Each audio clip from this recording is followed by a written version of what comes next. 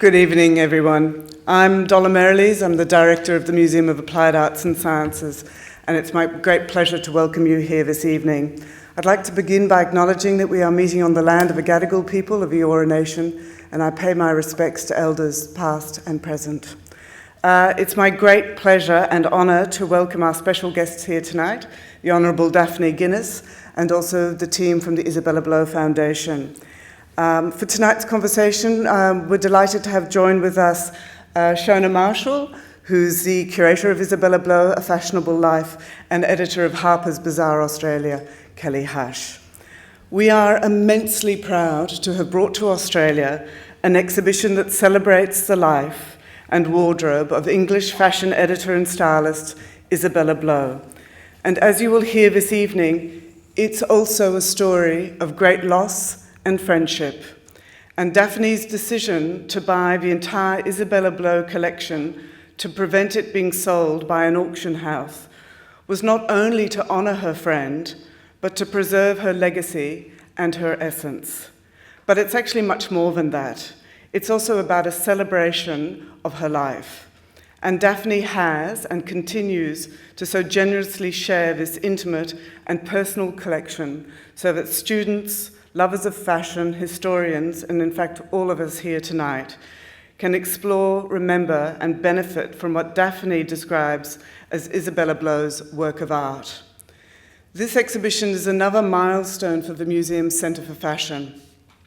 Many of you will know that the museum holds a collection of fashion that is unrivaled in this country for its quality, breadth, and diversity. Comprised of over 30,000 items, this significant collection tells a fascinating story of fashion and its relationship to art, history, culture, and society. Jean-Paul Gaultier, when he visited the museum in 2015 and spent time with our curators in our collection stores, described us as a treasure house filled with wonderful surprises. The Centre for Fashion is Australia's first public centre for fashion excellence, and it features a rolling programme of exhibitions that showcase the museum's collection and to the wider industry. The first of these exhibitions, Colette Dinnigan Unlaced, opened to much acclaim last September, and if you haven't seen it yet, I urge you to do so before it closes in late August. In addition to exhibitions, the Centre works closely with local, national, and international designers, as well as industry and tertiary partners to host events, publications, fellowships, and research. It's there to foster inquiry and curiosity, and most importantly, the collection and the Centre for Fashion is there to inspire future generations of designers. And tonight's In Conversation reflects the Centre's ambition to foster inquiry and creativity. Shonagh Marshall, and we've loved having Shonagh here, who's been with us for about, 2 weeks? 3 now. 3 weeks. She's become part of our team, and we're going to miss her enormously. We're going to have to find something else to do. Shonagh began her career archiving the Alexander McQueen collection for the Metropolitan Museum of Art's costume exhibition, Alexander McQueen Savage Beauty. And following this, she archived the Christian Louboutin collection and the Isabella Blow collection. She joined Somerset House in 2012, and a year later co-curated Isabella Blow Fashion Galore, the first exhibition to explore the collection. And Shonagh has curated this exhibition, A Fashionable Life, specifically for the museum, and we're delighted to open it publicly this weekend. Joining her to host this evening's conversation is Kelly Hush, the editor-in-chief of Harper's Bazaar Australia. Kelly has held this role since 2012. She was formerly editor-in-chief of Grazier Australia and for 4 years the fashion editor of the Sydney Morning Herald. She is also deputy chair of the Australian Fashion Chamber and a regular commentator on television, radio and print media. I would like you to join me in welcoming our guests tonight in the In Conversation.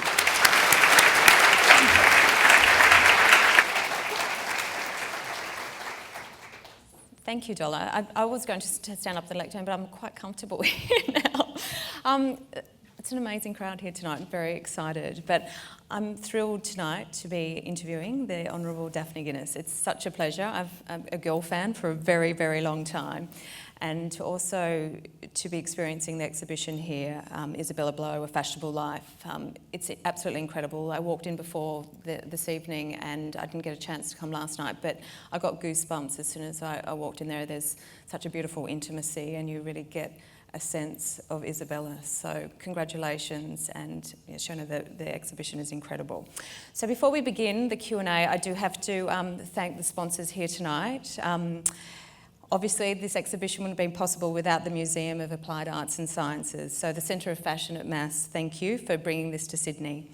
The strategic partner is Destination New South Wales, major partners Westfield Sydney and Woolmark, and supporting partners Garderobe and QT Sydney. So we will start. So back to the goosebumps. Can you tell me when you first, tell me about the first moment you met Isabella Blow? Well, we knew each other from childhood, and then I re-met her in about 1998 at one of my cousin's 90th birthday parties, and and I was she thought I looked rather interesting. So and then it's sort of it went on from there really. It was quite a special friendship though, wasn't it? It wasn't a usual friendship. Can you tell me the connection that you two had? Because obviously it was more than just fashion. Oh yeah, no. I mean, it's literature, art, and also, she was a warm, well-rounded sort of a real proper person. I mean, she wasn't a fashion person in the sense that there are so many sort of just sort of almost sort of cardboard cut out people. But she was really, it was art. It was her. She was very passionate about what she did, and a perfectionist. And she pushed boundaries, didn't she? And what is it that made her stand out in the fashion crowd, especially during that period? She took risks. Yeah, she took risks. Yeah. Yeah, she took risks, and she was a perfectionist, and she didn't. She also sort of pushed people to do their best. She could. You know, she would talk someone into being a designer. She would. And with lots of success stories as well. Yeah, lots of success stories. But I mean, she could talk you into pretty much anything. She'd spin these tales, and then you just, yeah, all right, Izzy, all right. So you have to share something that she talked you into doing. Oh man, I mean, God, what didn't she talk me into? I mean, I ended up in Kuwait once. Yes.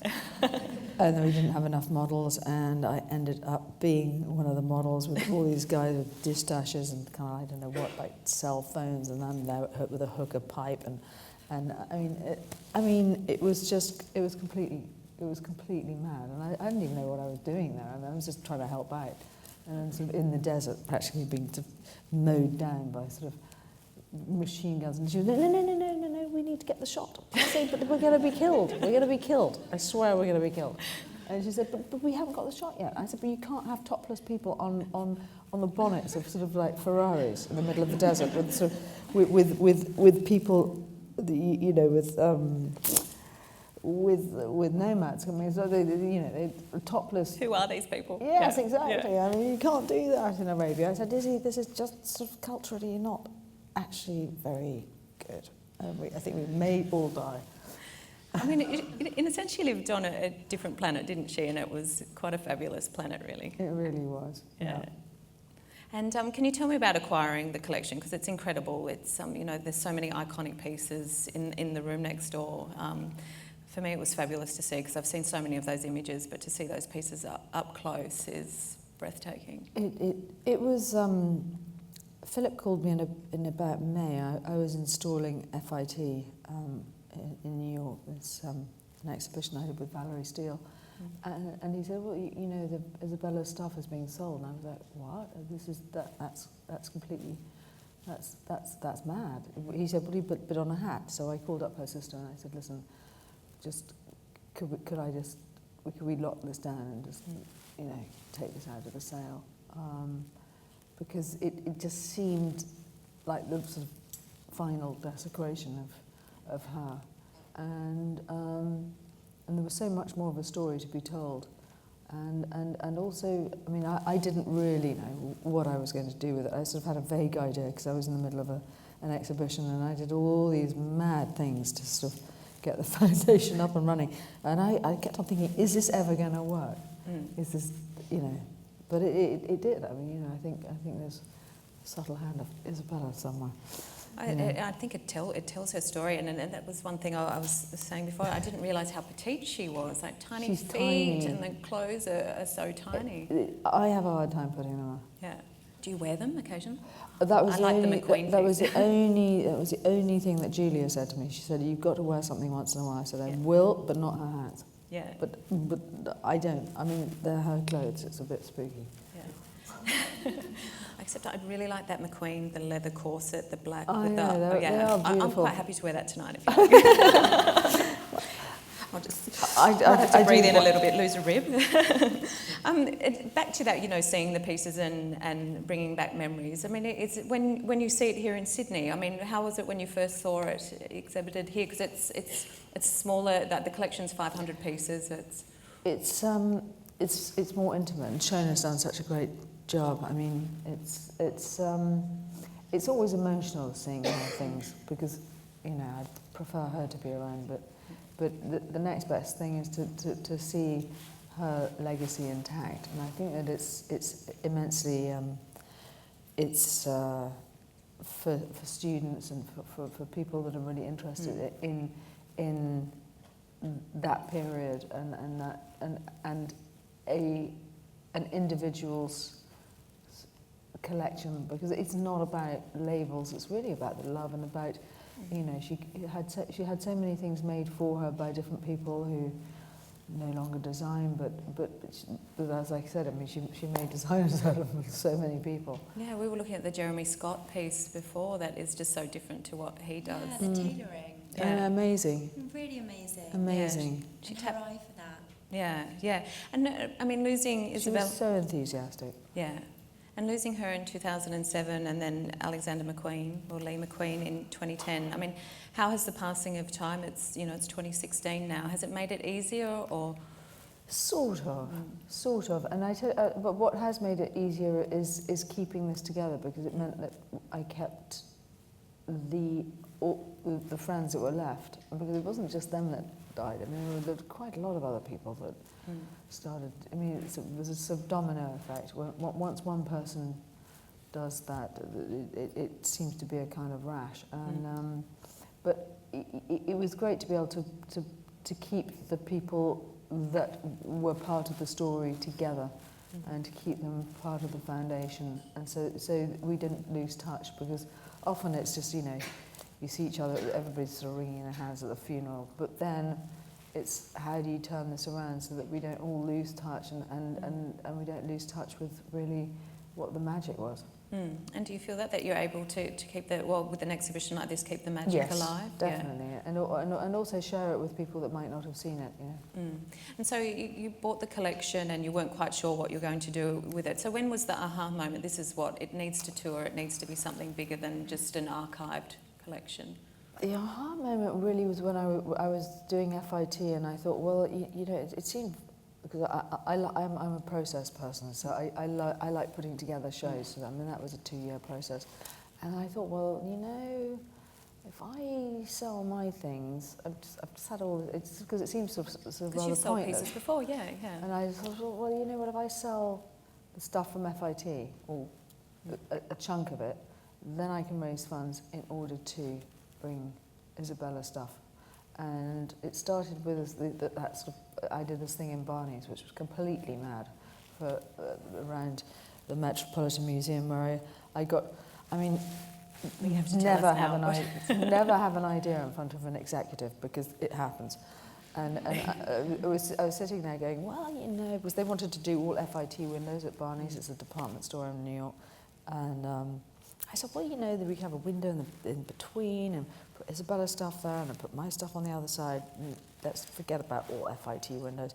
And then I'll just change from one thing to another, and then I'll do it every day. And I thought, oh, shit. No, but then as the sort of time came, it was the day of the Met Ball. So I was sort of like, It was really awful because I mean I had to actually literally get dressed in the window. Oh no! Yes, I did. It was awful. Anyway, and I just thought if this catsuit thing breaks, and I was I didn't even know what I was doing. I sort of like I went from one thing to another. What I did was I went from a McQueen catsuit that he made me into a Sarah Burton dress. So it was like the sort of passing of the torch. I mean, I did have a little scrim. But I just thought, I'm a bit concerned how many people. What am I doing? But it was to raise awareness because the rest of the windows was Izzy stuff. That was the first time I started dealing with it. And I thought, well, the more I raise awareness, then FIT opened in September. Then when that came down, then I did my sale and got that show on the road. It was hair raising, and I think everybody thought I'd gone completely mad. So did I. And what were the people thinking? I know. Who is this crazy woman in the window? It was so embarrassing. You're pretty brave though. It's not like you're not adverse to risk. Jesus, that really could have gone so badly wrong. And you have since set up the Isabella Blow Foundation that is responsible for annual scholarship at Central St Martin's College of Art and Design, and works to promote mental wellbeing. How is that? Can you tell me a little bit more about that? We've got 4 students there now on the sort of it's the biggest scholarship for Central St Martin's. I must say, I mean, and alas, she passed away to Louise Wilson. Oh yeah. And she was a great help. I mean, because my original idea was to show the collection at Central St Martin's. And then she said, no, we're not doing it at Central St Martin's, we're going to Somerset's out. And I thought, okay, it's fine, all right. Because she was formidable, wasn't she? Yeah. She was amazing. Real loss. Real loss. I was so upset when she died. But I mean, she was a real champion. Anyway, so I just wandered in there, as I do, and I was like, because I thought it's, to call up, it sounds so grand, so I just sort of like walked in and I said, could I see Professor Wilson, please? And I've got this, but she believed, she believed in it, and she, people like Louise, Valerie Steele, like, I've had so many great people along the way that haven't sort of, ruled out that this is a good idea, and I'm immensely grateful for their support and help.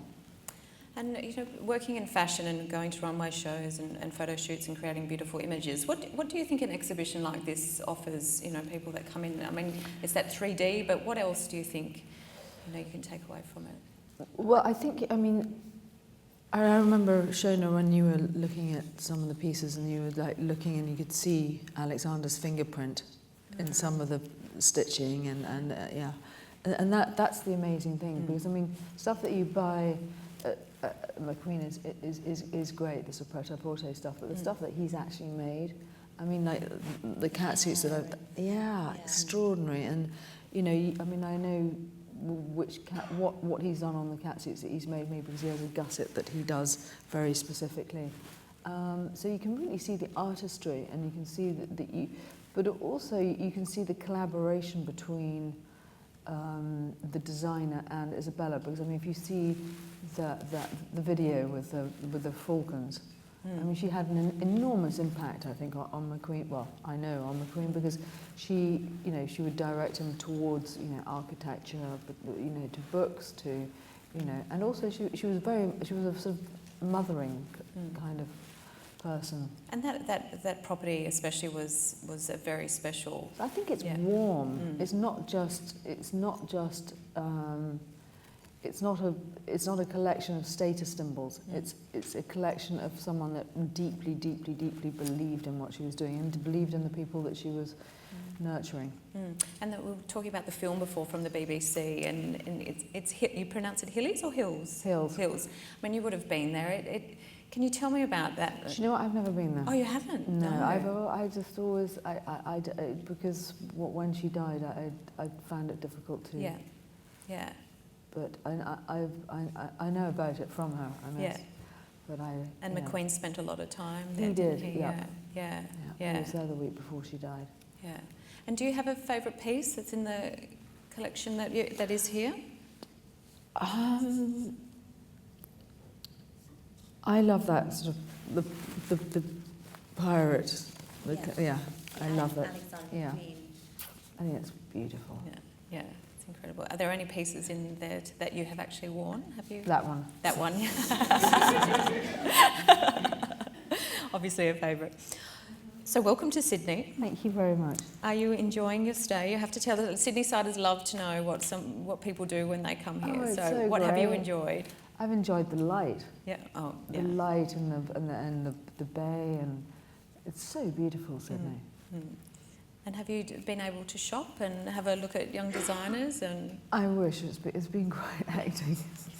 I know, I saw you today at lunchtime, I think, yeah. You do like our sandwiches, though. Oh, they're delicious. and the people. Yeah. Everybody's so friendly and lovely. Yeah. I mean, there's Australians all over the world. You must have met plenty of them in London. There's Australians all over the world. I've got an Australian guitarist.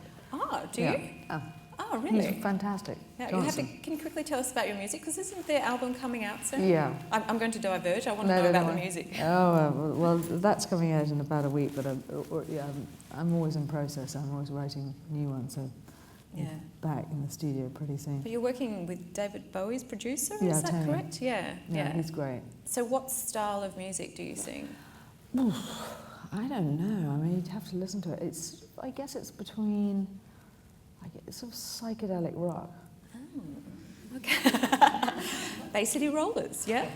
No, not quite, but straight. No, it's like, I guess it's between kind of the Beatles and I don't know, Jefferson Airplane, the Velvet Underground. Oh, I love Weevil, yeah. I should have got you to do a vocal warm-up out the back and we could have got you to sing. No. I don't have my mic. I don't have my band either. So tell us about fashion today. I mean, who are the designers that you love to wear and that you know that you... Iris Van Herpen. Yeah. Gareth Pugh. But they're friends because I do many of the same things. I mean, that Izzy does. I work with them because I design a lot of my own things, but. I don't know how to use a sewing machine. Don't you know how to? No way. Are you a good sketcher? Is that I can sketch, and I know what I want, but I'm sort of, and it's. I can't imagine you sitting down with a neadle and thread, to be quite honest. Well, it's a disaster, especially with a lower spool. I mean, it's awful. Shonah's laughing. Have you seen it in action? No. I think I should learn actually. Yeah, maybe knitting. I can knit. Oh, you can knit. Sort of. Crochet. Crochet. No, that's even worse. Do you mind me asking where your jacket is from? This is McQueen. It's McQueen, yeah. It's heaven. Yeah, no, I mean, frankly, anything he made was great. And they never tire. I mean, they never look old or... I don't mind. I mean, it's just like, I wear the same old thing forever and ever. But do you keep a personal archive after doing Isabella's collection now? Are you much more fastidious with your own clothes and how you take care of... I have, after FIT, yes, no, I have done an inventory. Yeah. And I've got quite a lot of stuff. Oops. Oops. Yeah. But, I archive it. But now I'm sort of much more focused on just like making sure that the things I make are really things that I love. I'm not, just buying a lot of stuff for the sake of it is really, I'm not really there in it. I can't do that. Yeah. It's too confusing actually, apart from anything else. Shops freak me out. Yeah, which leads me to the question, because I think the argument at the moment with lots of these designers who are, quitting these most amazing jobs, it's burnout. I mean, what do you think of the fashion cycle today? I think it's, for an artist, it depends. I mean, there are lots of people who are artists, and I think they find it incredibly difficult to, I mean, it's a sort of Faustian pact, really. When it's for a designer, obviously, that's the first flush of getting money and being sponsored by by a fashion house or corporation is great, because suddenly, because obviously most artists need money. I mean, musicians need money. We're all kind of like, we're all hand to mouth, yeah. Precisely. I mean, it's not. It's just, you know, and it does cost a lot of money to sort of like embroider stuff and employ people. And I mean, it's the same in the music world. It's the same in the fashion world. It's the same in the art world. I mean, but then suddenly you have someone that comes in and who, you know, they offer you all this money. But then, I mean, you're having to sort of design. I remember Valentino told me that he had to design 24 collections a year. Ooh, 24? Yeah, 24. I mean, you know, between the men's and the crews and and the handbags and, I mean, it's exhausting. I mean, the minute they've shown, they have to start doing in the next one, and it can give you a nervous breakdown. I mean, it really can, and I've seen that with, alas, my friends. You know, I'm not saying that's entirely the reason that people have nervous breakdowns, but I think it's a part of it. If you're an artist, it's, you know, you can't really. Of course, you have an imagination, but when you're being forced to do it, I mean, it'll give you instant writer's block. You know, if you're absolutely sort of under the gun. Oh my God, I've got to think about. I mean, 20 handbags. Yeah. 20 handbags. Or if I had to sort of say, if, you know, you got to write a song by tomorrow, otherwise, you know, can you imagine? I mean, it's just very, very difficult for an artist. But there are degrees. So I mean, there are people that are not as sensitive as or they're differently sensitive, and they're more grounded, and they will probably do better. But the more highly strung, arty ones, I think it's very, very difficult for them to. But the brands, I mean, they're great. I mean, they're doing their best. But sometimes I think that the pressure is enormous. And I think too, I mean, we discuss fast fashion a lot now. I mean, the fashion industry has changed so much with, you know, the web and, you know, in Australia 10 years ago we didn't have Zara and H&M and Gap, but we have it all now too. I mean, for you as someone that sees clothes as a piece of art and something that you collect and you cherish, I mean, what do you think about fast fashion and the globalisation of fashion? I think it's great. I mean, I like the sort of Zara's and the H&M's and things like that, because they've always got great basics, and they've got things that, you know, that they. I don't mind that at all. What I find difficult is this idea that you're only cool if you look like that. You know, I've always been a bit of a misfit myself, so I mean, I don't know. So wearing head to toe looks and I know exactly, and there's sort of pearls and I don't know what. Oh boy. Anyway, but no, I've got a much more kind of sort of I've got a more old-fashioned view of things. I think you should just wear things that you like. And I mean, when you and Isabella and Lee McQueen were very much involved in the global fashion scene, it was very elitist then, and it was a very closed, you know, group of people that could go to fashion shows. I mean, now it's, you know, with street style, and, you know, people can watch it instantly. I mean, how do you feel about that, the democratisation of fashion? I think it's great. I think it is great, and I mean, I've got ideas about how to make it even more sort of. I mean, because it's one thing to be able to. I mean, I have I mean, it's probably another mad idea, but I mean, in the end, I love your mad ideas. Share them. Yeah. Well, it's to make an entire exhibition of holograms and to be able to project it anywhere so that everybody can see it, because it's, you know, it takes a lot to sort of like to move, you know, clothes, and they're fragile and they need to be stored, and they're, you know. I mean, thank goodness for, you know, Shonagh and Dollar and you know, people that understand. But I mean, to be able to take it to people that may not be able to sort of come to Sydney or may not be able to go to Somerset House, I mean, to be able to sort of be able to show it in a, you know, in a town hall in Columbia, you know. I mean, I think it's great. I think it's inspiring for the students. I'm a sort of complete. I'm a virulent student sort of supporter. Anything that takes it to the wider audience. What's awful is the sort of, I think the democratization of style is not a bad thing. I just think what's awful is just sort of like the amount of awful things that are sort of like, you know, shoved down people's throat. But that's a question of taste, and that's not really my, you know, that's, you know, you can taste, you can't. Money doesn't buy taste, is it? Yep. Oh, and also, you know what, I mean, people, you know, they dig different things, you know. Yeah, yeah. Yeah, if we all dress the same, it'd be awful. Yeah, I mean, I'd love to I dress mean, you like might you. as well, we're sort of, you know, I mean, what's bizarre is that we're getting, because of the sort of like the creeping kind of beigeness of everything, we're almost at sort of Mao's China. Yeah. I mean, we really are. Yeah. I mean, it's like, you have to look like this, otherwise you're not cool. Yeah, yeah. It's just not cool. No. I think you're in, I don't think it's going to happen to you, Daphne. Oh, God. Shonagh, you have to tell me about the first time you met Daphne. We were just talking about Yeah. it. So Daphne, you were speaking at the Royal Academy of Arts in London about your couture collection. And well, it was a salon set up so anyone could speak and sort of that. And I was speaking about McQueen's collection and archiving the things he designed and how you could kind of tell biographical notes from the things that he was designing.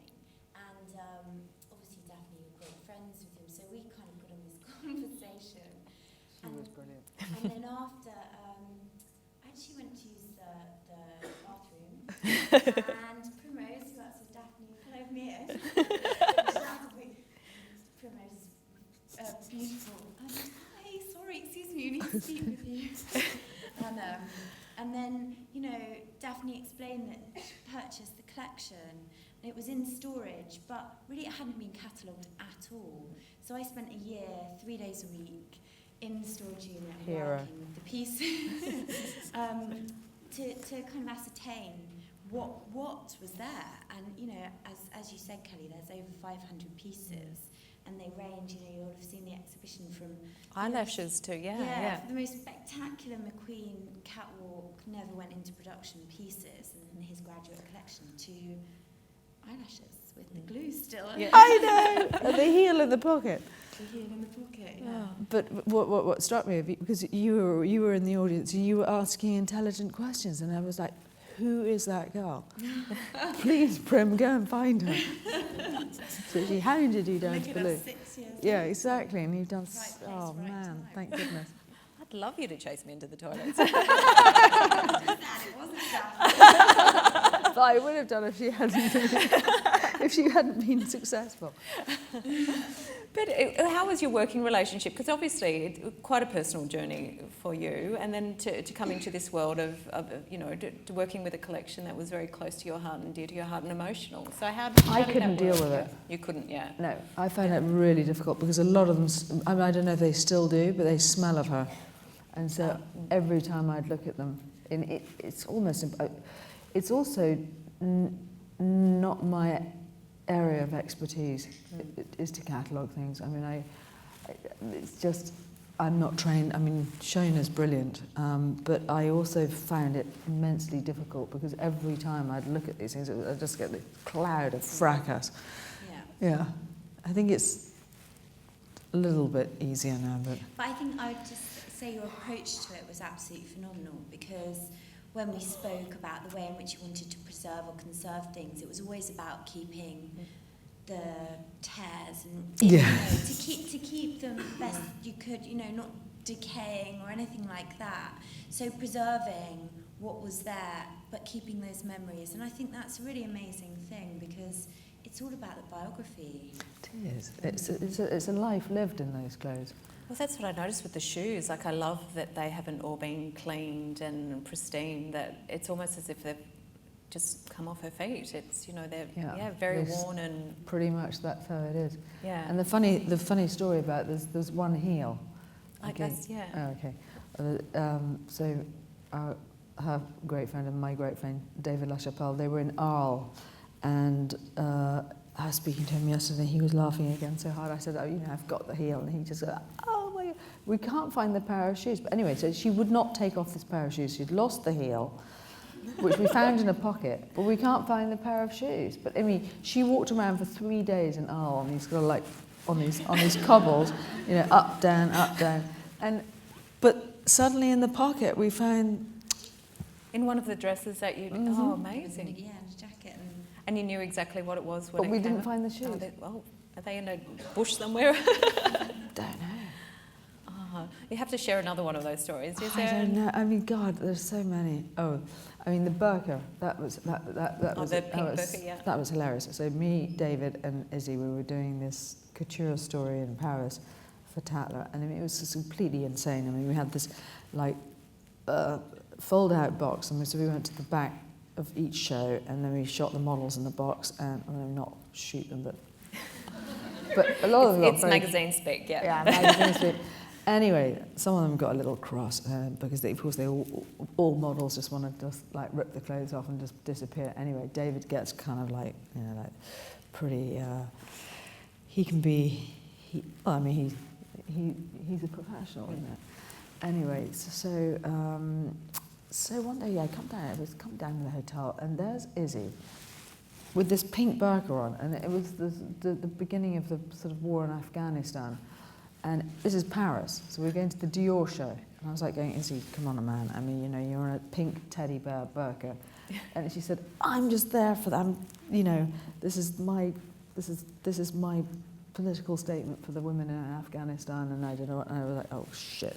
Anyway, so we get to the Dior show, and of course the French journalists are terribly sort of Le Monde. They were all frightfully sort of snobby, and I don't know what. But she just had a blast. I mean, she was going, you know, I'm not going to say any swear words, but it was just sort of like, you know, you don't understand. This is a political statement. I'm here on the side of the women, and well, she was. I mean, you know, but I mean, me and David were laughing so hard, but they were terribly earnest. These French journalists, they had absolutely no idea. But I mean, her going in a sort of pink burqa, oh God, she. But that's what was so incredible about her. Exactly. Yeah. She had no fear. Yeah. Tell me about, you know, an icon in herself. So how is it working with someone like Daphne?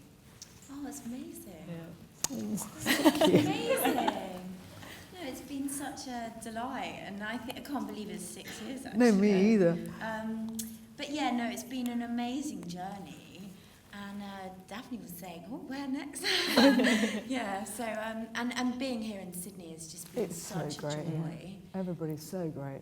Just absolutely, and the team here to make this happen. And it's been a really quick process. We've turned this around in 3 months, really. But that's testament to everyone here to make that happen. Yeah, everybody at the Powerhouse and all the team in London.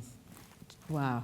Yeah. And do you find it travelling down here, and you know, everyone thinks it's the end of the earth. It's not really. It's just the best place on earth. Yeah, it's great. But is it amazing for you to come down here and lots of people know who you are? You've got crazy fans, and you know, were you a little bit?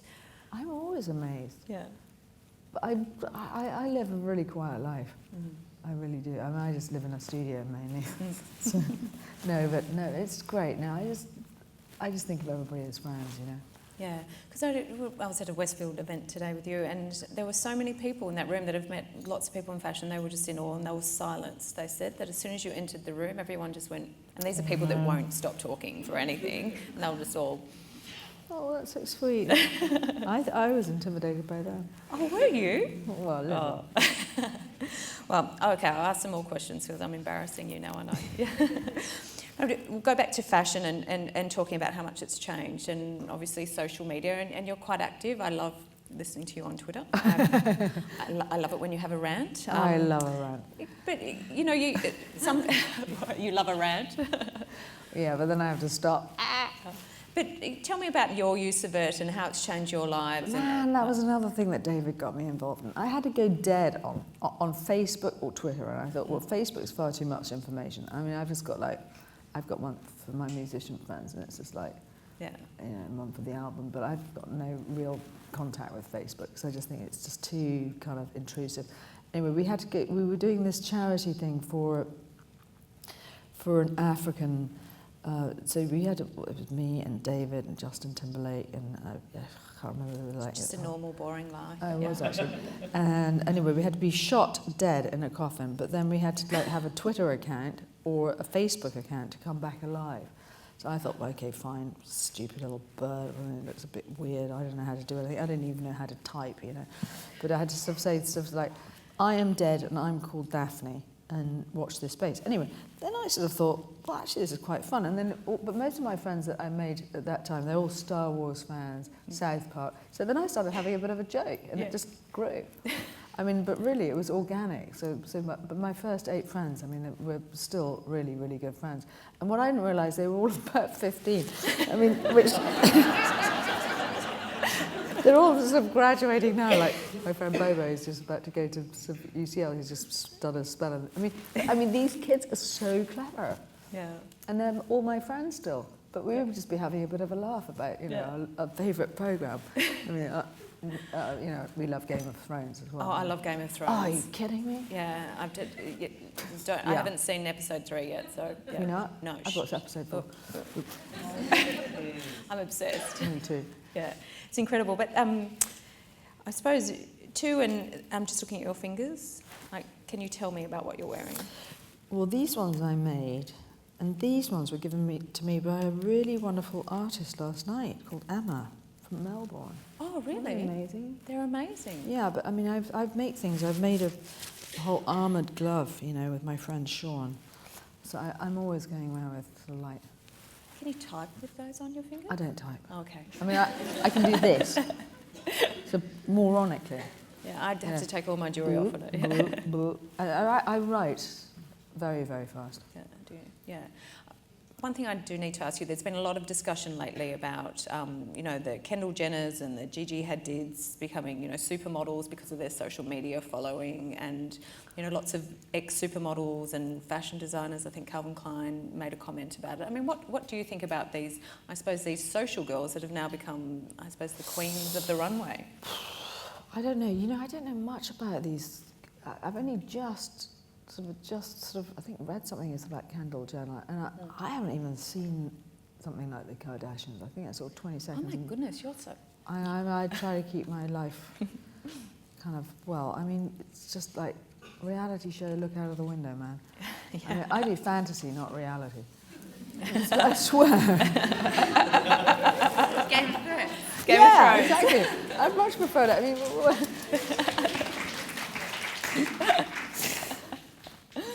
I love that you don't know who the Kardashians are. I really don't. I mean, I've seen pictures, obviously, but I don't know. I don't want to see someone talking about a manicure on a cell phone, really. Yeah, no. It's really kind of boring. But anyway, rather I'm just sure see a they're couple very of nice throat people. I'm slits sure they're, but I mean, it's just kind of like, wow, just read a book. Yeah.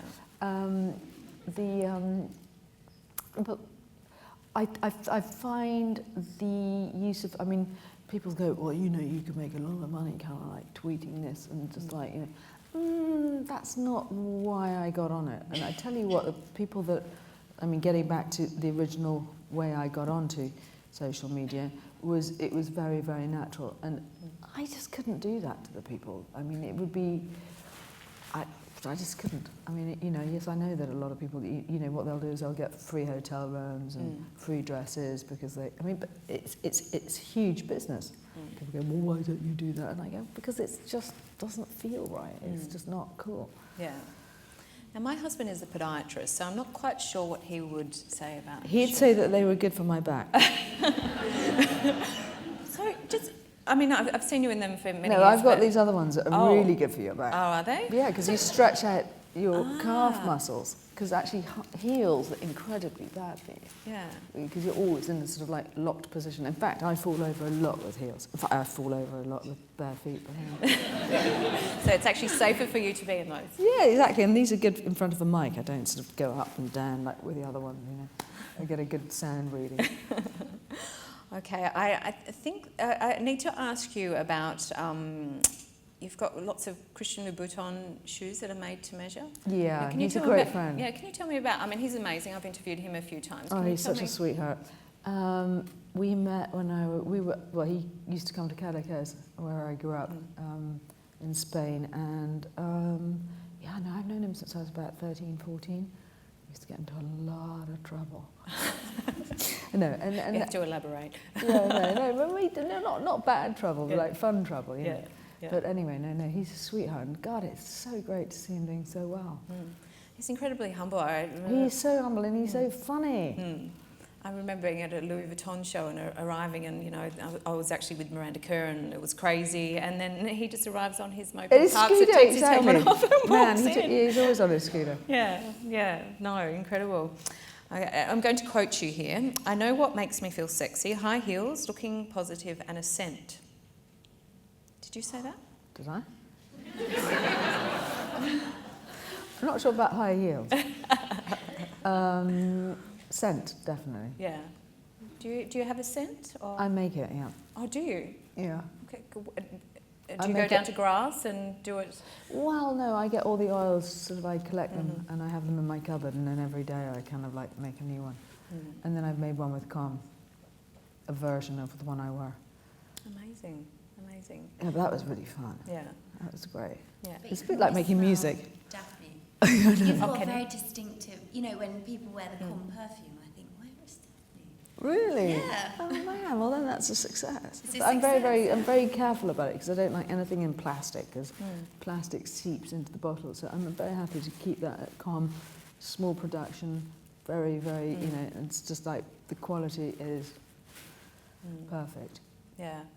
I mean, you I sing. mean, yes, you can go wider, but I mean, frankly, but then you lose the quality control. Well, you make perfume, you sing, you dance. I've seen you dance in a Nick Knight film. Yes, or was that opera? About it, Dorothy. Yeah. I mean, what do you love the most? What are you most music? Yeah. Music, but also just you know, people sort of try to kind of like fashion, music, art.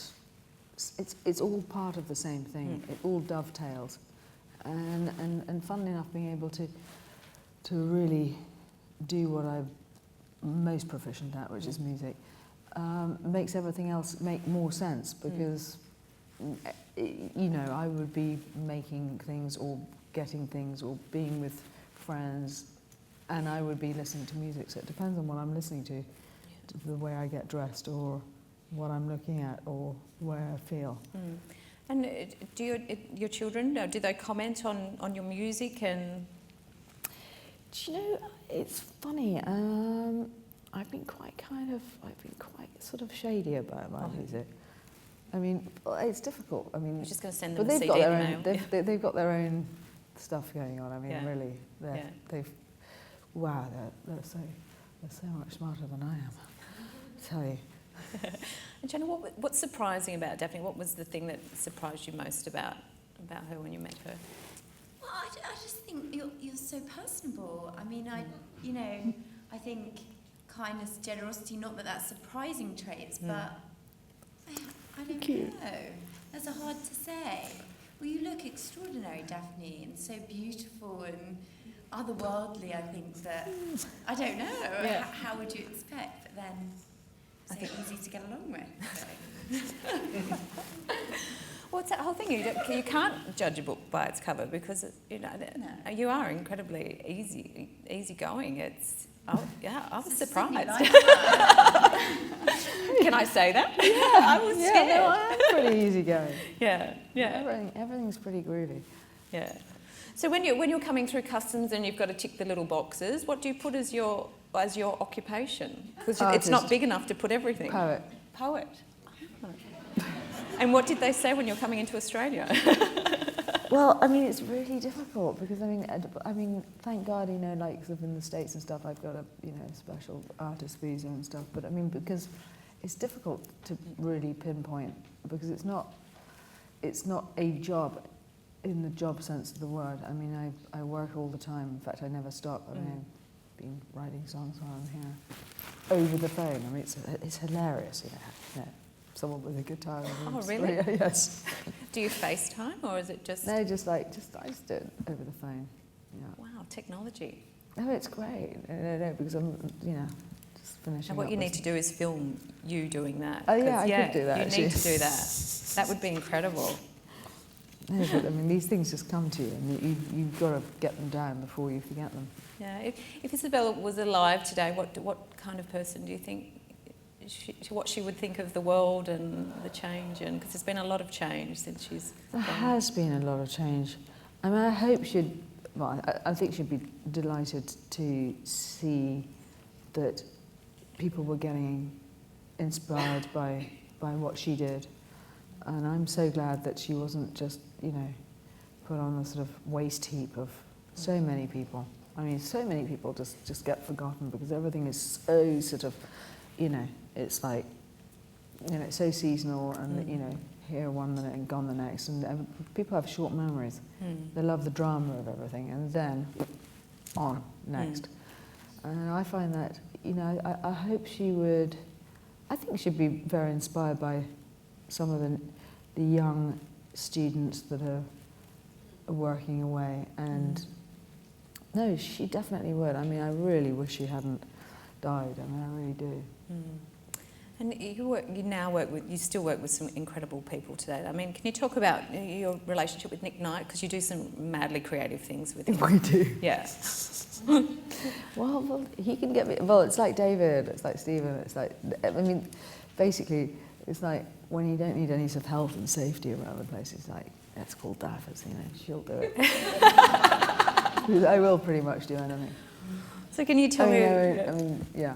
So what's probably the most recent project you've done with Nick? What did we do last? We're always doing stuff. We did a shoot for W and this film that he just put online. Oh, it's so great. Yeah. I mean, we were in this derelict old MOD, Ministry of Defence place in Beaconsfield.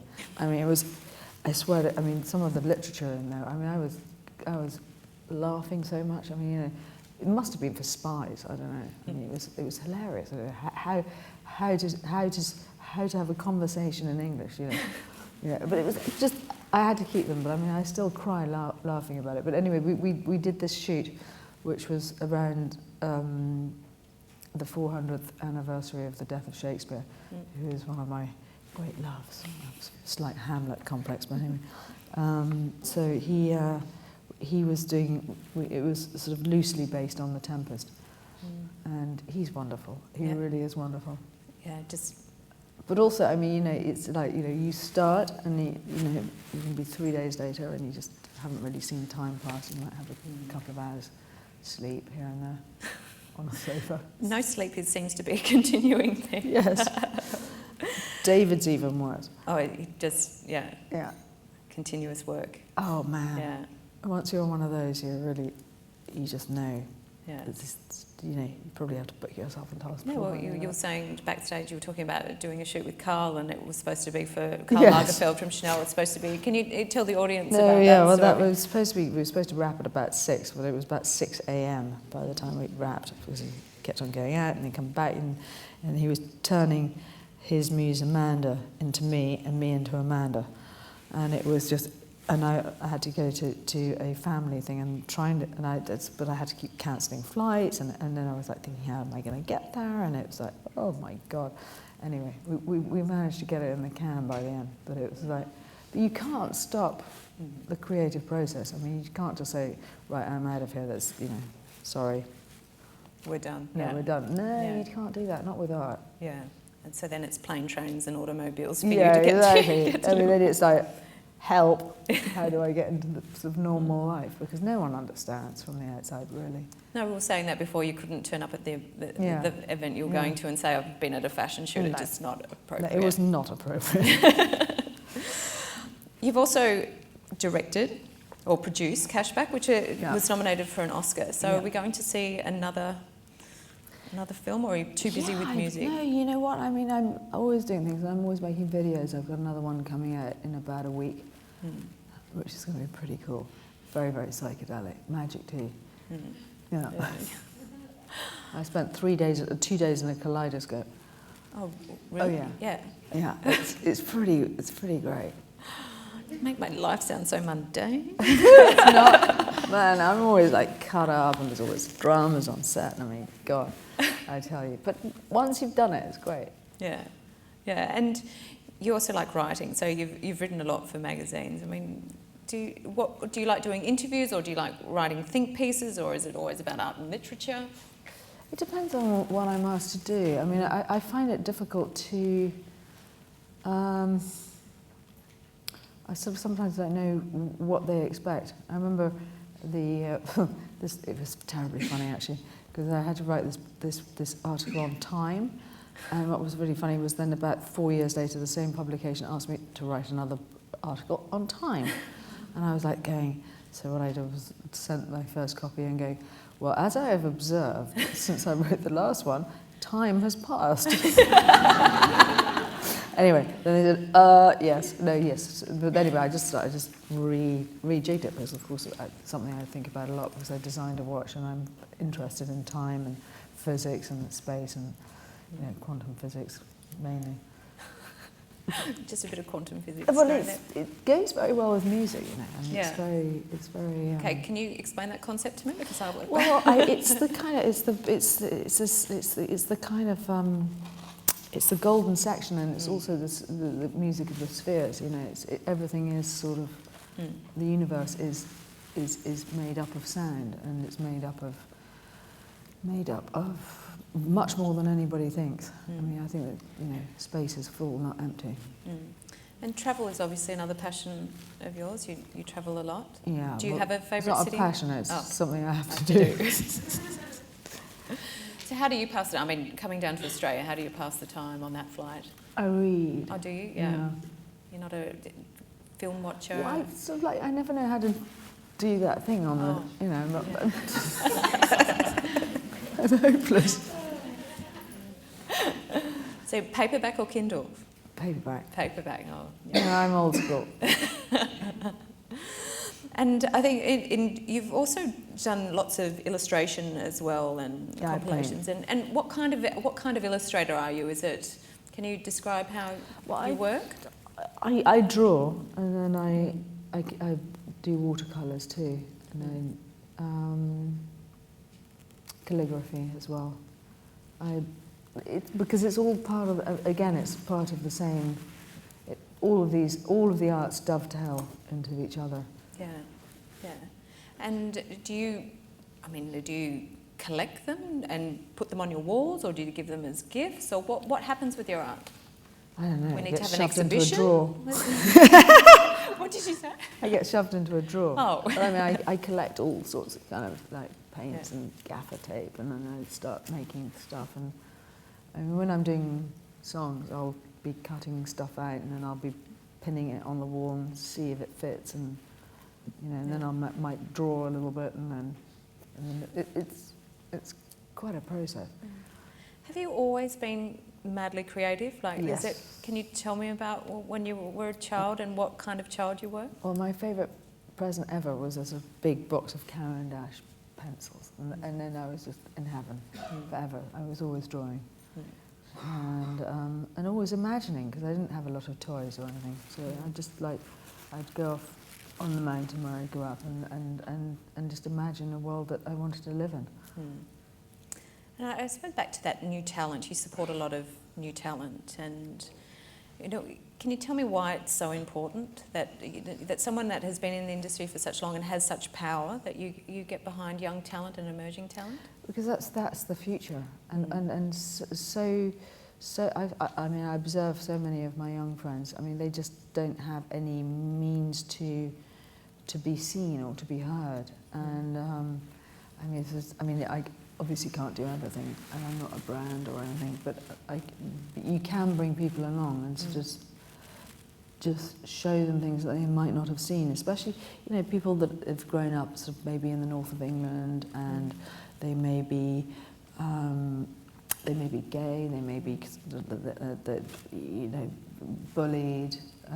It's not exactly sort of it's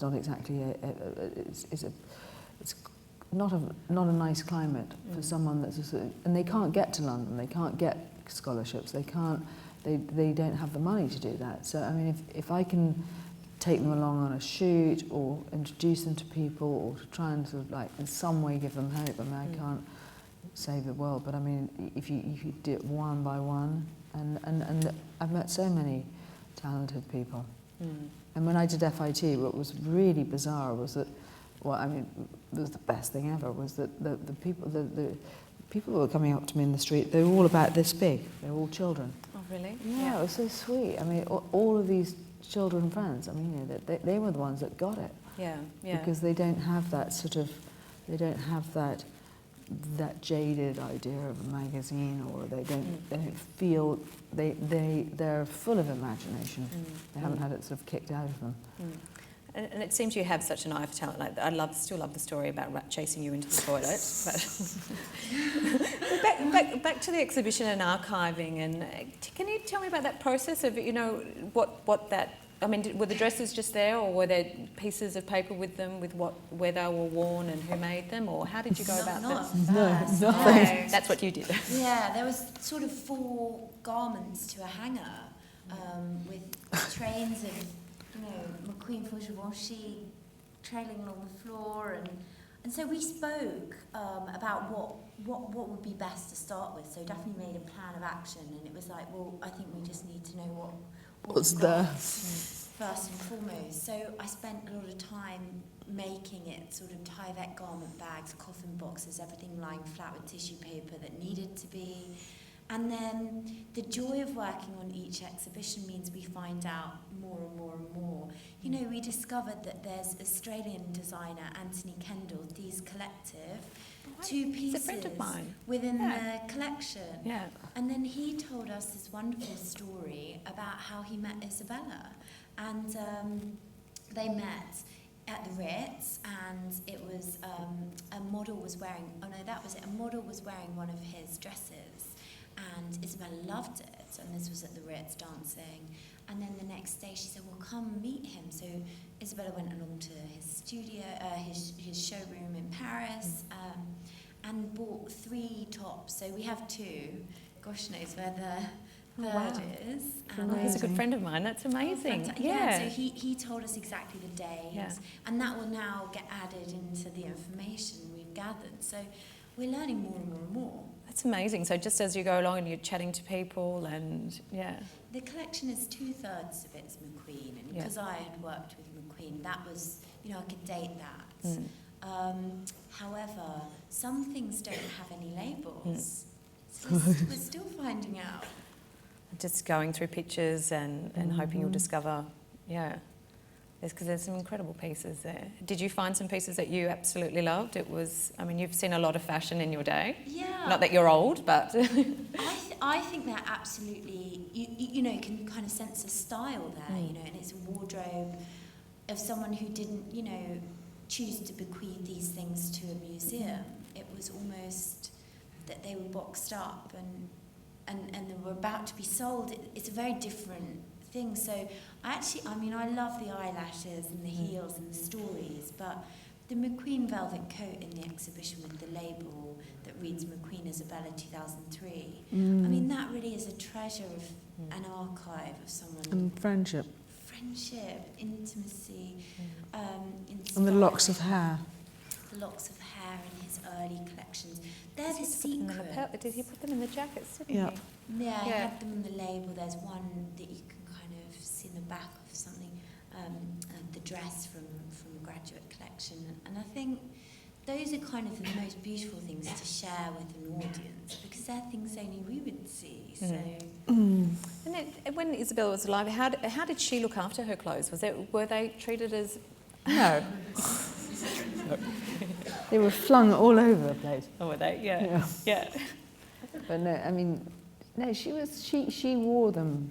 She wore them like a, you know, she wore them because she loved them, you know, but she wasn't particularly careful. Lucky you are.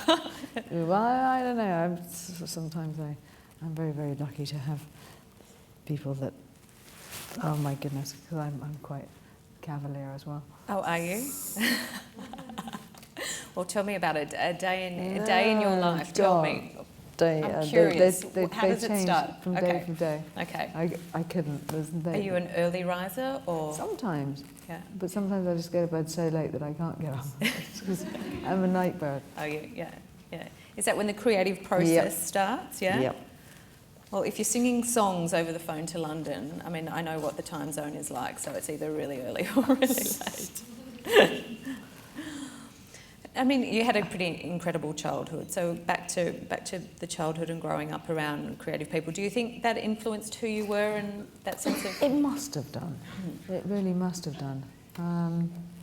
I didn't really think that. I mean, obviously, unless you live a parallel childhood, you don't know that that's unusual.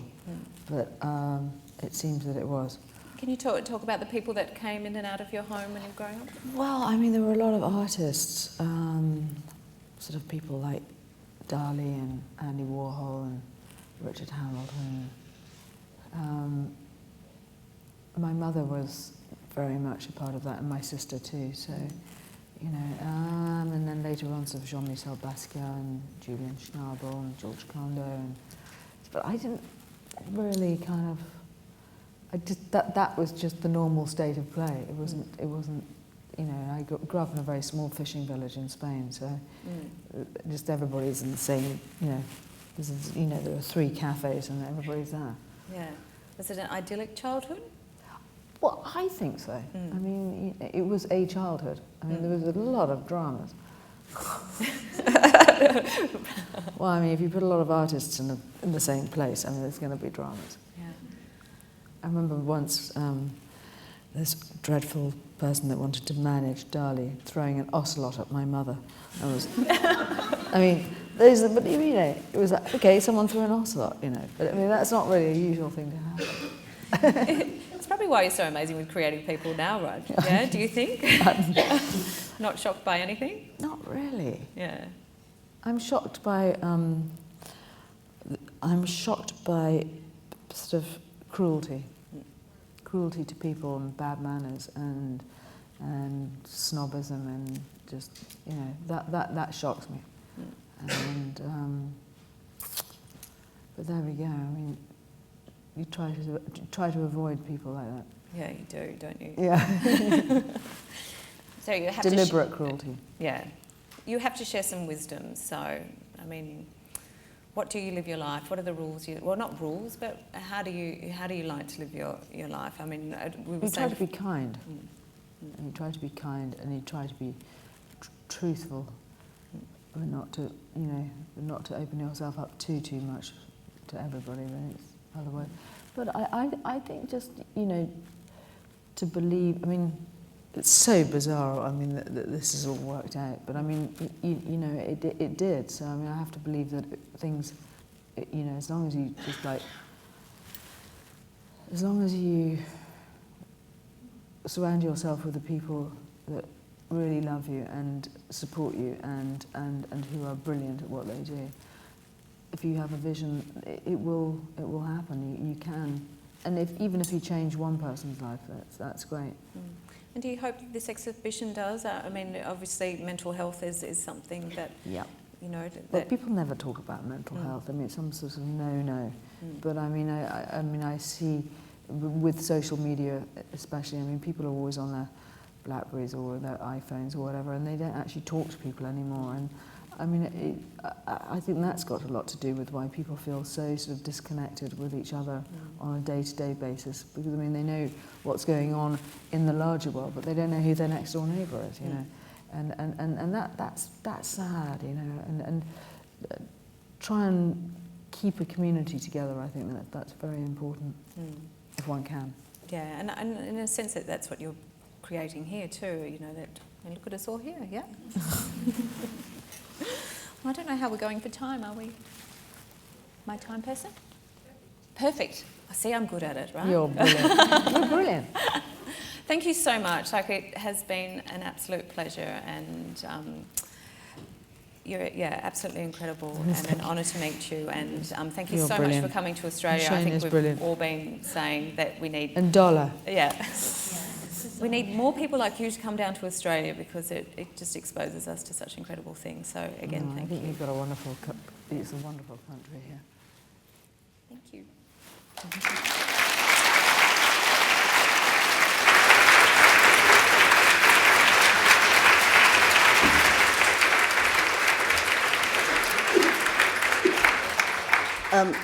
Daphne, I wanted to thank you so much for sharing your insights and being so generous and so honest with us. Don't get me started. Thank you. There was a wonderful moment last night where I was sitting there listening to Daphne discuss quantum physics with my husband, and I was nodding intelligently beside them, but not sure I actually understood. But it was a lovely moment, and treasure it. And Shonagh, thank you so much, and Kelly, thank you very much for tonight. Will you join me in thanking our guests?